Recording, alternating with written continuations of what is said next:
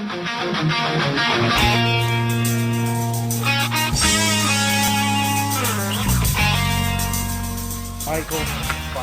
All right, so let's get the meat. Let's get the bucket. Put the bucket right here.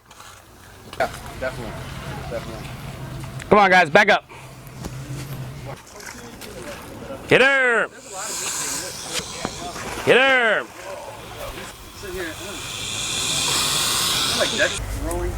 What's up, everybody? Welcome back to the episode of W.T.F Nature. I'm here with Donny, and we're at Gatorland's breeding pond. Donny, what's going on over here? Well, what we're doing here right now is we're lining these guys up for a feeding. They've grown accustomed to this area being the feeding zone. Yeah. So what we do is we call them in. You can still see some of them swimming from way in the back there, and we're just going to feed them a whole bunch of meat. It's time for lunch. That's what's up. Yeah. Donny, what do you guys use this pond for? Well, we use this pond to keep most of our giant alligators that we have. A lot of these big ones, you can't be out in the park because there's really no space for them. So what we did was we built this whole lake. We just kind of dug a hole in the ground. We tried to keep it as natural as possible to encourage breeding. Yeah. So every single year around April and May, you get the males, the big males, probably like this guy and like that one right there. They start doing the bellow, the mating call, the mating dance, and they swim around the lake. They find a couple females that they're interested in, which would be some of these smaller alligators, and then they just kind of do their thing. Nature takes its course. That's what's up, man. You get a little mood lighting for them and yeah, stuff a little like berry that. white at night. So we were talking about this earlier. You saying when the different temperature happens, you actually get different males and females. Absolutely, absolutely. So you got to think, if a female alligator builds a nest out in the wild, that nest is going to sit half in the shade, half in the sun. There's going to be temperature, fluctuations throughout the nest itself. So what we do in our incubator, if you incubate the eggs at a certain temperature, whether it be a high temperature or a low temperature, you can actually produce either male or female baby alligators. Oh man, so if you need to have more females, you can regulate the temperature. Yeah. And then that's awesome. Absolutely. Man.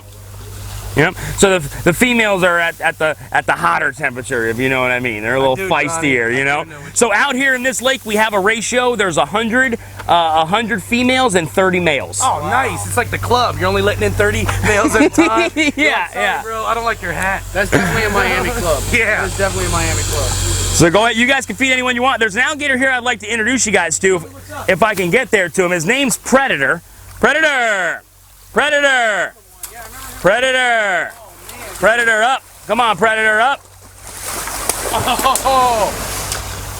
He's a good alligator right there. He seems let me get him a piece of that. Come on, Predator! Head up, buddy! There you go.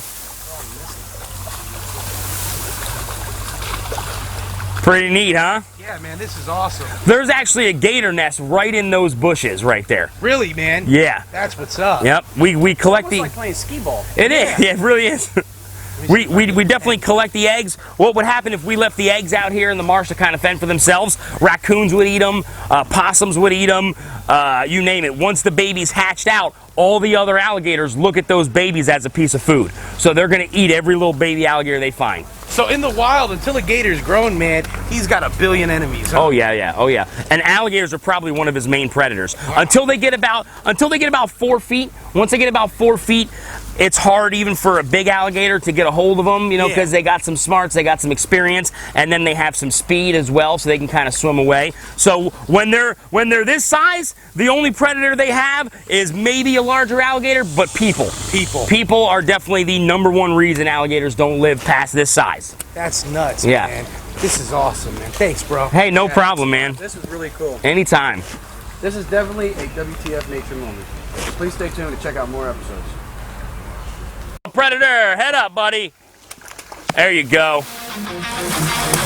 Oh.